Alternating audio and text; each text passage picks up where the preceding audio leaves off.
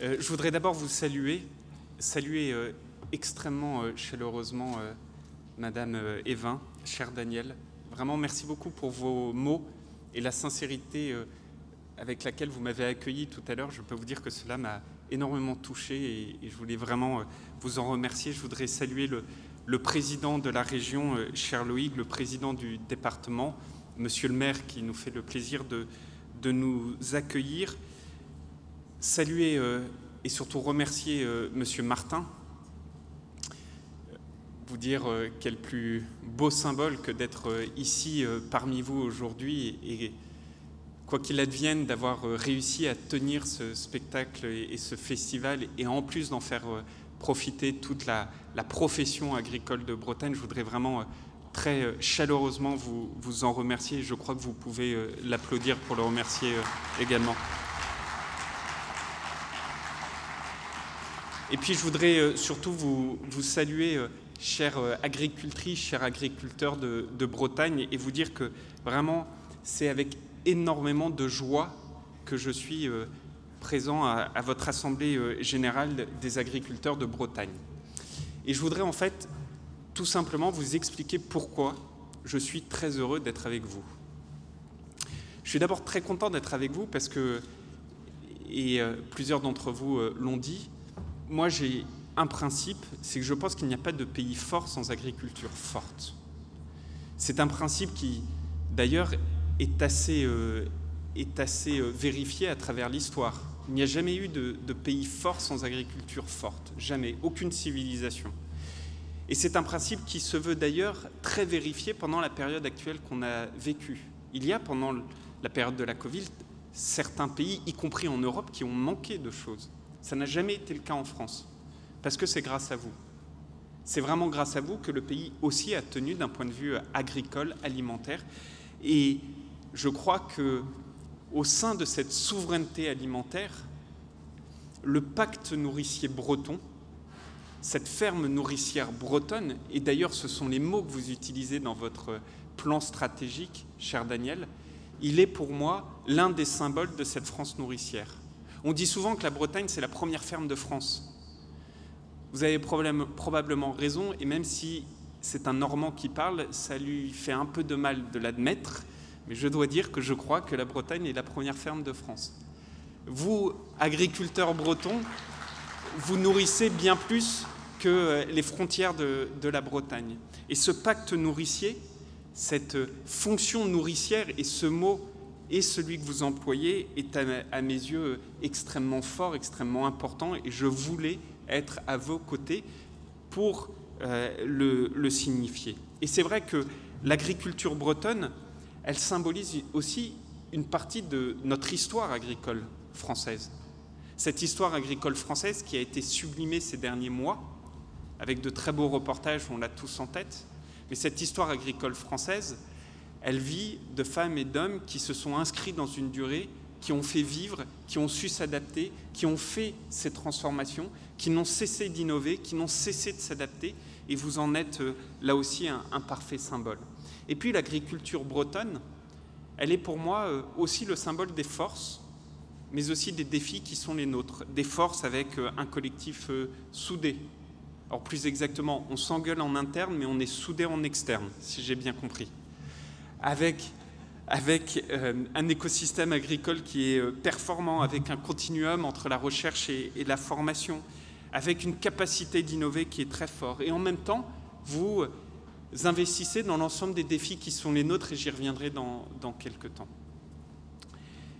Et donc la première raison pour laquelle je suis vraiment très heureux d'être avec vous aujourd'hui, c'est que moi je crois profondément dans ce pacte nourricier français et ce pacte nourricier breton. Et puis le deuxième élément, c'est que je crois beaucoup dans les acteurs qui le portent.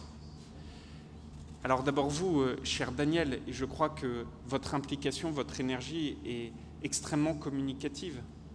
Mais, et je l'en remercie, le président Loïc Chéné-Girard l'a dit, on n'est pas d'accord sur tout, mais je peux vous dire qu'on travaille très bien ensemble et qu'on a très bien travaillé ensemble. Et je crois que c'est très important.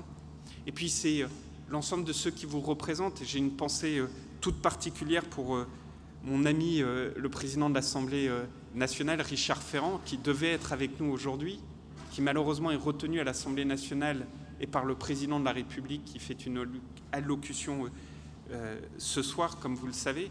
Et je peux vous dire que le président Ferrand, avec qui j'ai une complicité depuis très longtemps, il parle Bretagne au début de chacune de ses phrases et il termine chacune de ses phrases par Finistère.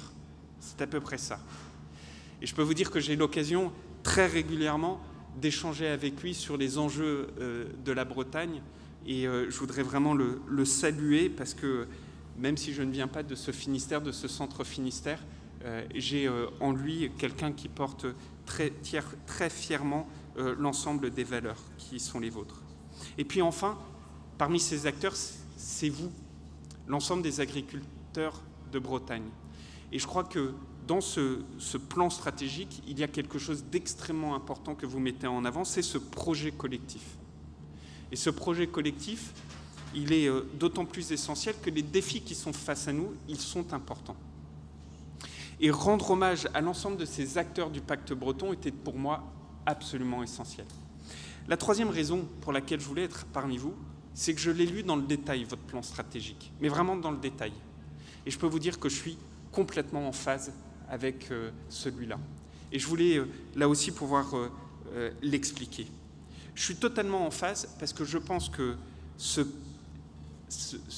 plan stratégique que vous mettez sous le signe de cette agriculture collective avec le lien entre l'agriculteur et le consommateur est probablement le sujet et la question qui nous est posée aujourd'hui la plus importante. Je pense qu'effectivement, la question la plus importante dans le moment qu'on vit, c'est comment œuvrer pour recréer le lien entre agriculteurs et citoyens, agriculteurs et consommateurs. Je le pense d'autant plus qu'il en va au final de la souveraineté agricole de notre pays, c'est-à-dire du modèle agricole qui est le nôtre.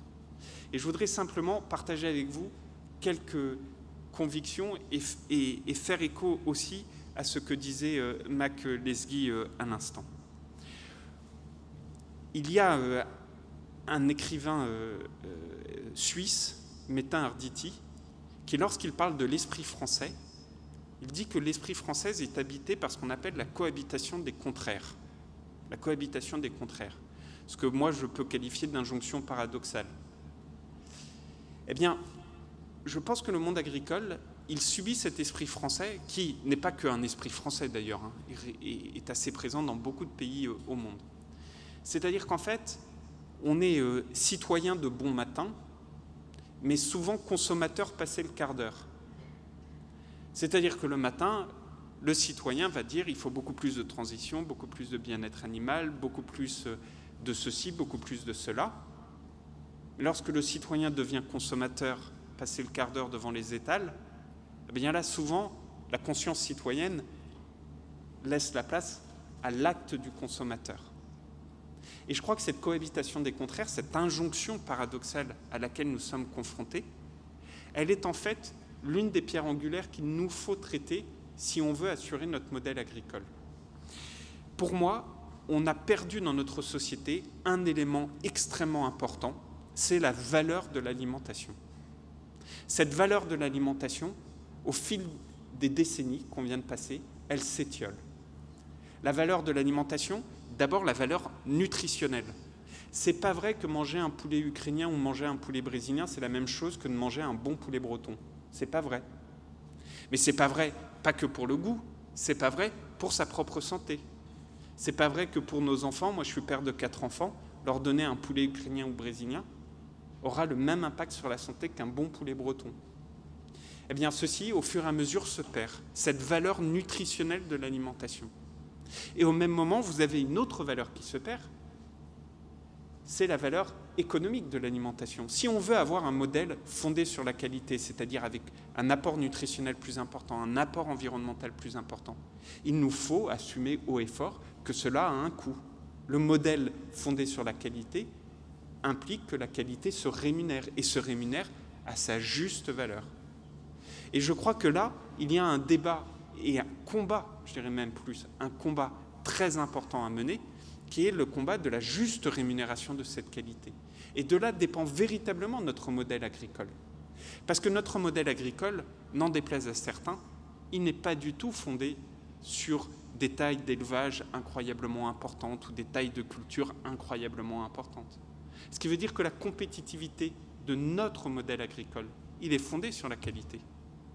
Et ça veut dire que dès lors qu'on laissera filer cette valeur alimentaire, c'est notre modèle agricole que nous laisserons filer. Et je crois que nous devons absolument en avoir conscience et mener au pas de charge ce combat sur cette valeur alimentaire. Moi, je le fais avec mes amis parlementaires dans le cadre de nouvelles lois, notamment une loi qui vient d'arriver qui s'appelle la loi Egalim 2, pour aller au bout des fameuses EGA dans lesquelles beaucoup ont cru et qui n'ont pas donné suffisamment de résultats. Et donc, on a remis l'ouvrage sur le métier pour avancer là-dessus et redonner cette juste valeur alimentaire. Le deuxième élément, c'est que, et Mac Lesguy l'a dit, c'est que si on veut redonner cette valeur alimentaire, qu'elle soit nutritionnelle, environnementale ou économique, il nous faut absolument renforcer le lien entre agriculteurs et consommateurs, ce que vous faites dans le pacte stratégique, mais il nous faut absolument le faire sur un mode offensif et jamais défensif. Jamais défensif. Je fais partie de ceux, ça fait pile poil un an que je suis nommé ministre, je n'ai jamais employé le mot d'agribashing. Je pense que c'est une erreur. Je pense qu'il nous faut être extrêmement à l'offensive pour montrer en quoi les transitions sont là. Parce que la transition agroécologique, elle est là. Elle est là. En quoi nos transitions sur le bien-être animal sont en cours? Parce qu'on investit massivement dedans. Parce que vous investissez massivement dedans. Expliquer, et les Français ne le savent pas, que où est-ce qu'on capte le plus de carbone sur Terre? Ça n'est pas la forêt. Alors que tout le monde est persuadé que c'est en plantant des arbres qu'on va pouvoir capter de plus en plus de CO2. Eh bien non, si demain on captait encore plus de CO2 dans les terres agricoles, on aurait un impact pour lutter contre le réchauffement climatique beaucoup plus important. Dit autrement, vous êtes des acteurs du changement climatique encore plus importants que les forestiers. Là où nos concitoyens et la société s'en étonneraient. Il nous faut être à l'offensive sur ces sujets. Et moi, je compte beaucoup, vraiment, dans la lignée de ce que disait Mac tout à l'heure, il nous faut absolument le faire avec fierté. D'ailleurs, tels sont vos mots. Soyons fiers de ne jamais opposer l'agriculture et l'environnement. C'est un non-sens. Il n'y a rien que vous chérissez plus que le sol. C'est un non-sens que de vouloir les opposer. Mais, comme le disait Mac, certains cherchent à nous diviser là-dessus.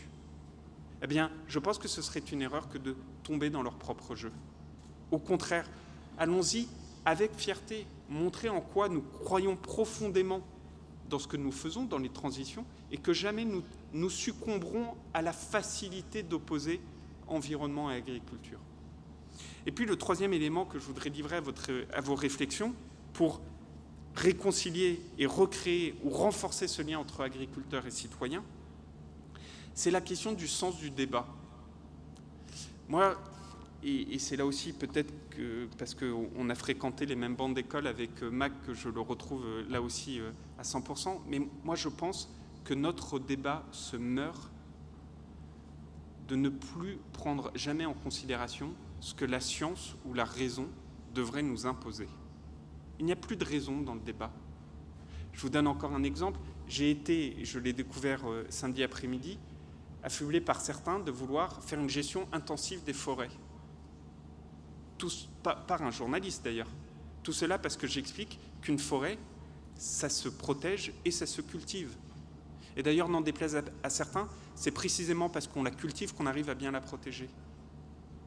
Eh bien, de dire ça, et il me semble une position, somme toute, assez raisonnable, que certains qualifieraient peut-être même de bon sens paysan.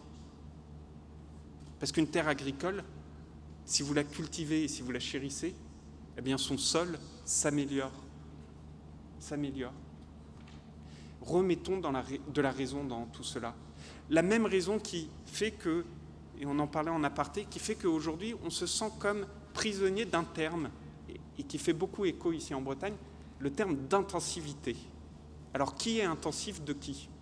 Je suis sûr qu'ici, certains diront peut-être que mon voisin est un peu plus intensif que moi.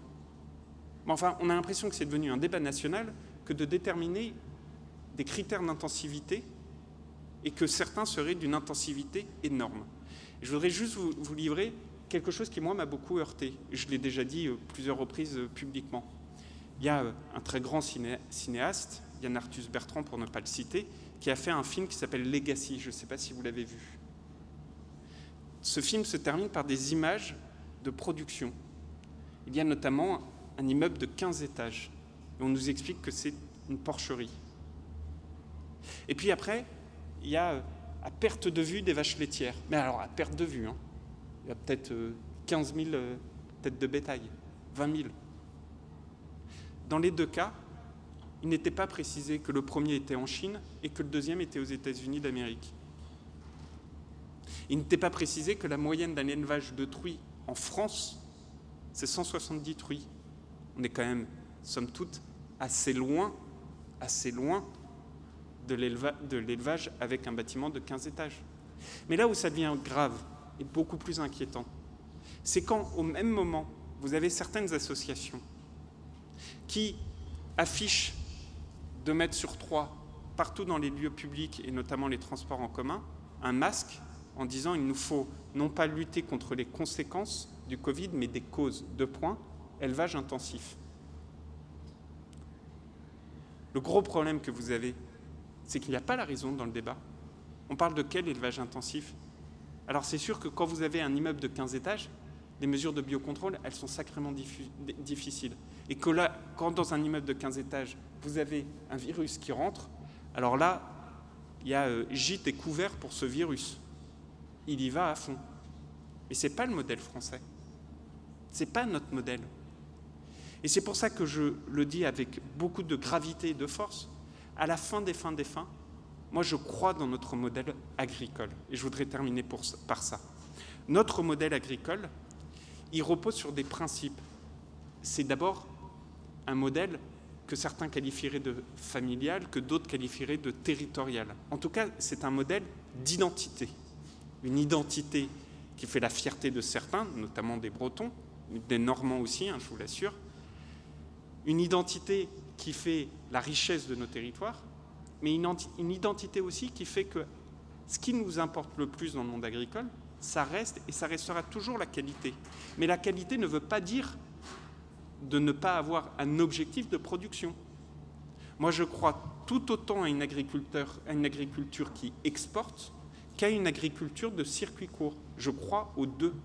Et d'ailleurs, je qualifiais ma politique en faveur de la souveraineté agroalimentaire d'une politique de production qualitative. Et les deux mots me paraissent importants, de production qualitative. Affichons crânement que nous voulons améliorer la compétitivité de nos exploitations. Ce que je disais à l'Assemblée nationale et au Sénat dernièrement, je disais, mais moi ça me paraît très important de parler compte de résultats des agriculteurs dans la Haute Assemblée, compte de résultats. D'ailleurs, parce que mieux le compte de résultats des agriculteurs se portera, plus vite les transitions se feront. C'est quand même du bon sens. Et deuxièmement, gardons toujours chevillé au corps le fait que notre spécificité, c'est et ça restera la qualité. Et que si ça, on le perd, à ce moment-là, c'est notre modèle agricole qui est mis en danger. Et donc, une fois qu'on a dit tout ça, comment on fait? Eh bien, pour moi, il y a quelques axes qui sont majeurs. D'abord, l'axe de l'investissement.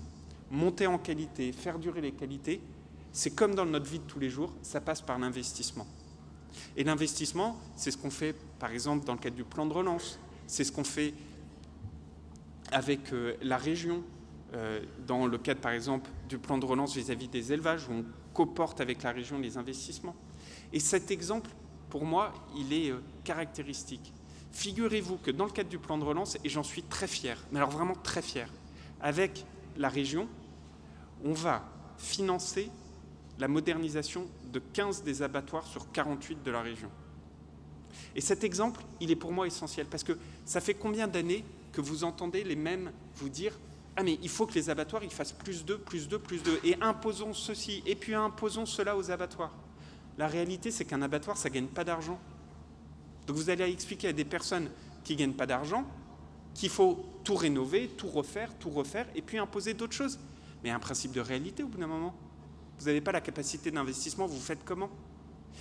Et alors, moi, et je suis très content, j'ai dit, eh ben, on va prendre le problème par le bon bout, on va investir 130 millions d'euros dans les abattoirs. Pas que en Bretagne, mais on va en faire 15 investissements en Bretagne. Certains m'ont dit, c'est pas assez. De toute manière, tant qu'il n'y a pas les caméras, c'est pas bon. C'est sûr qu'entre 115 millions d'euros d'investissement qui changent vraiment la donne ou une énième injonction, on voit la différence. Moi, je crois vraiment dans le réel et dans le pragmatisme. Eh bien ça change la donne. Donc, premier point, l'investissement. Le deuxième point, il ne faut jamais oublier que si on veut investir, il faut avoir une consolidation des revenus. Et c'est tout le travail qu'on fait, notamment dans le cadre de la politique agricole commune, même si, et je vous annonce la couleur avant, mais tout le monde le sait, à la fin des fins, un ministre de l'Agriculture qui présente une politique agricole commune se fait engueuler par tout le monde. Donc probablement, vous m'engueulerez tous. Je dis juste que j'ai essayé de faire au mieux dans le summum des difficultés que représente cette politique agricole commune, et je crois que tout le monde l'a bien en tête. Le troisième élément, c'est la consolidation des revenus à travers la loi Egalim, je vous en ai parlé, je n'y reviens pas. Et le quatrième, qui pour moi est essentiel, c'est la question des circuits courts, avec tout ce que vous faites dans le cadre des agriculteurs de Bretagne. Et ces circuits courts, pour moi, les actions concrètes que vous prenez sont d'autant plus importantes qu'elles vont vraiment dans le sens de réconcilier, reconforter ce lien entre agriculteurs et citoyens. Je voudrais juste conclure en vous disant qu'au-delà de tout ça, la dynamique, elle doit être réelle, la croyance dans notre modèle, elle doit être forte, la fierté qui est la vôtre, vous avez raison, vous avez raison. Et pour autant, les défis sont nombreux. Et ces défis, il nous faut les aborder avec beaucoup de force. Il y a les défis de la transition environnementale qu'il nous faut aborder avec beaucoup de détermination, en faire une qualité, en faire une opportunité. Il y a les défis sur le bien-être animal, je l'ai dit, il faut continuer. La société le demande. La réalité, c'est qu'on a des marges de progression. Mais en revanche, il faut prendre le sujet par le bon bout, c'est-à-dire accompagner à l'investissement, sans injonction. C'est l'investissement qui compte. On a le défi du renouvellement des générations. Et vraiment, ce défi, c'est la mère des batailles, parce qu'on n'aura jamais de pays fort sans agriculture forte, mais enfin, on n'aura jamais d'agriculture forte sans agriculteurs. Et que le défi des générations, c'est probablement le premier des défis sur lequel on sera jugé.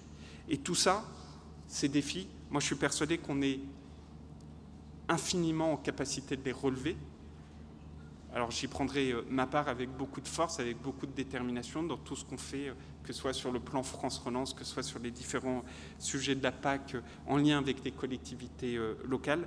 Mais je voudrais vraiment, et je terminerai là-dessus, remercier ces acteurs du quotidien qui permettent à ces défis de se relever.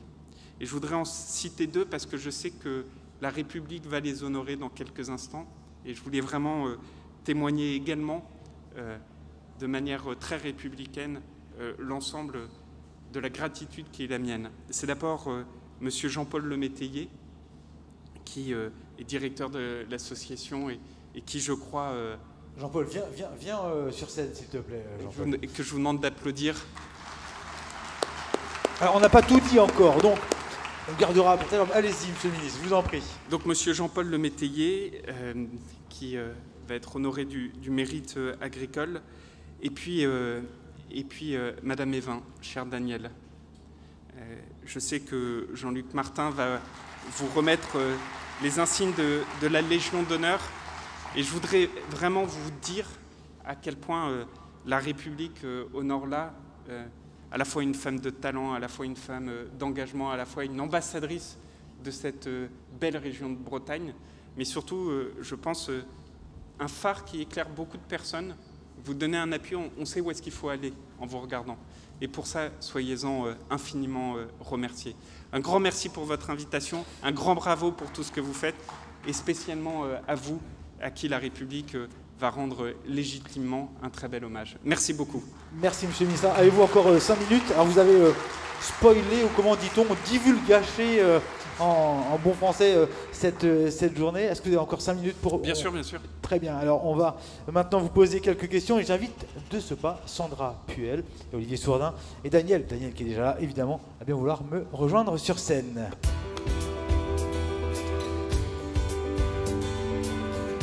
Alors, Sandra, donné. Et Olivier. Sandra est éleveuse de poulettes et de porcs à Briand dans les Côtes-d'Armor et référente du projet école au sein d'agriculteurs de Bretagne. Olivier, lui, est éleveur de poules pondeuses et de vaches laitières à Châtillon, c'est bien ça, Châtelier, pardon, en Ille-et-Vilaine. Pour ça, j'avais rectifié tout à l'heure, je me suis trompé maintenant. Et la première question, c'est la référente école. Sandra qui va vous la poser, monsieur le ministre. Alors bonjour déjà et merci d'être venu à notre Assemblée Générale. J'avais préparé plusieurs questions, mais bon, on va aller à l'essentiel. Il y a le maître du temps là qui nous dira ce qu'il en est exactement. J'ai un exemple très concret à vous faire part. Mon fils aîné qui est en 5e au collège et a eu un cours d'histoire il y a quelques semaines, juste avant la fin de l'année, là, sur le chapitre « Nourrir l'humanité ». Donc ça m'a interpellée quand il est rentré le soir. Il m'a dit « Maman, l'agriculture, ça abîme la planète et il faut arrêter de manger de la viande ». Je me suis dit « Ouh là là, qu'est-ce que tu as vu ?» Donc j'ai feuilleté le cours et donc c'était bien notifié que l'agriculture productiviste était nocive pour les ressources de la planète et pour ses habitants, faisant même un paragraphe sur les solutions à envisager pour l'avenir, comme par exemple manger moins de viande en privilégiant la consommation de viande artificielle ou la consommation d'insectes. De plus, on constate quand même quelquefois dans les manuels scolaires que lorsque l'on parle d'agriculture, c'est parfois assez caricatural, même dénigrant pour nous agriculteurs. Qu'en pensez-vous et comment peut-on empêcher cela ? D'abord, je vous remercie de la question parce que c'est vraiment dans la droite lignée de ce que je disais tout à l'heure, c'est-à-dire comment fait-on pour redonner de la valeur nutritionnelle, alimentaire et donc agricole. Et pour moi, ça passe beaucoup par l'éducation. Alors, il s'avère que j'ai une fille qui est dans la même classe, non pas que... Enfin, de même tranche d'âge, on s'est compris. Et donc, je vois très bien ce dont vous parlez, mais vraiment très très bien. J'irai même encore plus loin. Je considère qu'on est donc de la même génération. Nous, on est d'une génération où on est probablement la dernière génération à qui on a appris la saisonnalité. Nos enfants, aujourd'hui, ne savent même plus ce qu'est la saisonnalité, ce qui doit nous interroger profondément. Et donc, que ce soit sur les modes de production ou que ce soit sur cette valeur nutritionnelle, aujourd'hui, moi je considère qu'on n'est pas à la maille. J'en ai beaucoup parlé avec Jean-Michel Blanquer, alors vraiment beaucoup, et on est convenu, et d'ailleurs, c'était je parle sous le contrôle du préfet Mahé, et que je salue parce que vous avez ici dans le Finistère un préfet très engagé, et je voudrais vraiment le souligner. Mais de mémoire de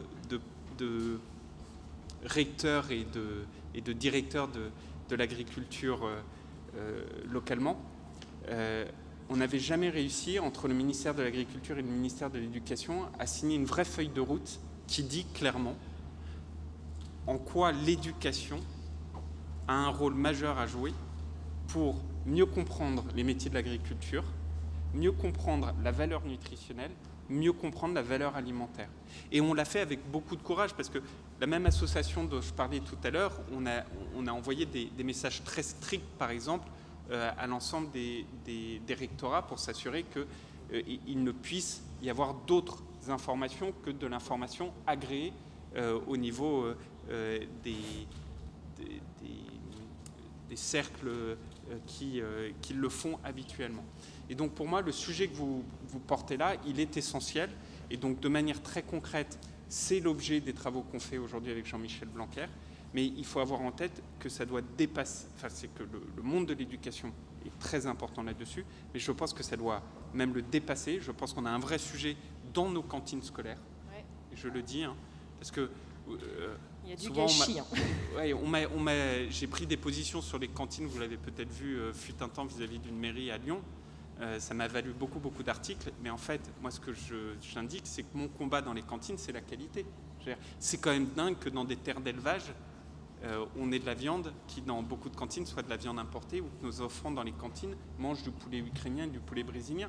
Et donc là, j'ai un de mes combats, et vraiment je ne lâcherai pas, il est compliqué, mais je ne lâcherai pas, c'est qu'avant la fin de l'année, on ait pu prendre par exemple le texte réglementaire qui impose l'origine des viandes en termes d'information pour les parents. Aujourd'hui, ça n'est vrai que pour la viande de bœuf. Et encore, ce n'est pas toujours fait. Donc moi, je veux que dans nos cantines et dans la restauration d'ailleurs collective, vous comme moi en tant que parents, on puisse savoir d'où vient la viande, manger. Voilà. Donc c'est tous ces combats qu'on portera et vraiment je vais dans votre sens. Voilà. Du coup, je passe la parole. Olivier. Bonjour, monsieur de Normandie. Agriculteur de Bretagne travaille quotidiennement pour communiquer au mieux sur nos métiers. Moi-même, j'essaie sur Twitter et vous le faites très bien sur Twitter. Et je pense que les agriculteurs vous remercient. Mais cette reconnaissance publique de nos actions fait face à la violence des critiques de groupes ultra minoritaires.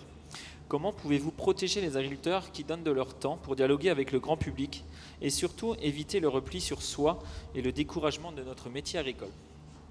Nos opposants nous présentent un univers totalement déshumanisé, parfois même déconnecté. Alors que notre agriculture et nos fermes familiales, ce sont avant tout des hommes, des femmes et des familles et des enfants, comment pouvez-nous nous soutenir pour réhumaniser le métier ? Alors pour moi, il y a 2 points très importants. Le premier, et vraiment j'insiste dessus, il faut arrêter d'être sur la défensive. Mais vraiment, il faut arrêter d'être sur la défensive. Dès lors qu'on sera dans un débat proactif, offensif, expliquant, on aura déjà gagné beaucoup de choses. L'un des exemples les plus précis, c'est typiquement le fait qu'il y a 15 ans, on ait perdu le combat carbone avec la forêt. Il n'y a pas un Français qui sait qu'un agriculteur aujourd'hui qui fait de l'agriculture de conservation, c'est un agriculteur qui capte du carbone. Et je vais même aller plus loin. Si, à l'époque, cela avait été su, et vraiment su, je peux vous dire qu'il n'y aurait pas du tout eu le même débat sur le glyphosate dans la société. Parce que personne n'a levé la main à ce moment-là sur le débat sur les herbicides en disant « Mais attendez, si on arrête cet herbicide, il y a combien de tonnes de CO2 qui sont relâchées dans l'environnement ?» Qui renvoie d'ailleurs à un autre sujet qui est très compliqué, c'est que parfois nos objectifs environnementaux, ils viennent se percuter. Et je ne sais pas quel est le mieux entre un objectif climat et un objectif biodiversité, je ne sais pas quel est le mieux. Mais ce que je sais, c'est que l'agriculture de conservation, aujourd'hui, elle a besoin d'un herbicide et en même temps, elle a un atout énorme pour nous, c'est qu'elle capte du CO2. Mais disons-le et assumons-le. Et ça, pour moi, c'est typique. C'est typique. Soyons à l'offensif sur ce sujet-là et expliquons la chose précisément. Le deuxième point, c'est que moi je pense qu'il y a 15 ans, en fait, le monde agricole et la société, on a raté une sorte de... Il y a un moment raté, un moment loupé. C'est-à-dire qu'en fait, ce qu'il faut bien avoir en tête, c'est que toutes les transitions qu'on nous demande, il n'y a pas de saut technologique, si je puis dire. C'est-à-dire qu'on sait faire. On sait faire. À la fin des fins, il y a une question qui est la question de la rémunération. Et il y a 15 ans, ce qu'on a raté, c'est que nous-mêmes, monde agricole, on aurait dû dire à la société, vous savez quoi, on peut aller hyper loin sur l'environnement, le bien-être animal, etc., à une condition, c'est qu'on peut en vivre. Et donc de là, ça veut dire, qu'est-ce que c'est que les règles commerce international, qu'est-ce que c'est que les règles nous permettant d'être justement rémunérés, que la marge ne soit pas captée à l'aval, les règles de nos propres rémunérations sur la politique agricole commune, la nécessité d'investissement, etc. Mais on aurait pu prendre le sujet par le bon bout. Vous voyez, au moment où on est sorti de l'agrochimie pour faire toutes les transitions, on aurait pu, nous, monde agricole, dire mais c'est nous qui prenons le lead, le devant, c'est nous qui demandons encore plus.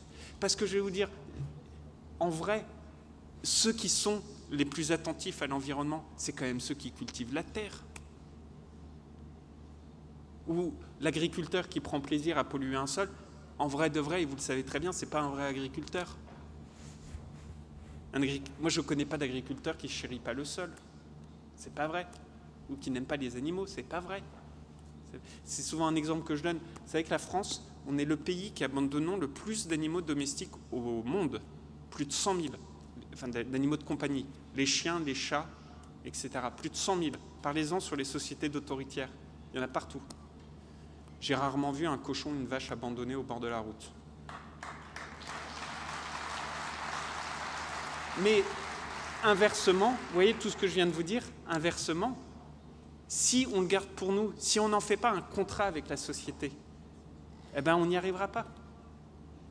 Et ça fait que moi, j'essaye avec toute mon énergie, et encore une fois, j'arriverai pas à tout, je vais me faire engueuler sur la PAC, vous trouverez que la loi Egalim 2, ça ne va pas aller assez loin, et à la fin des fins, vous me direz qu'on paye encore trop de charges et qu'il y a trop de transition.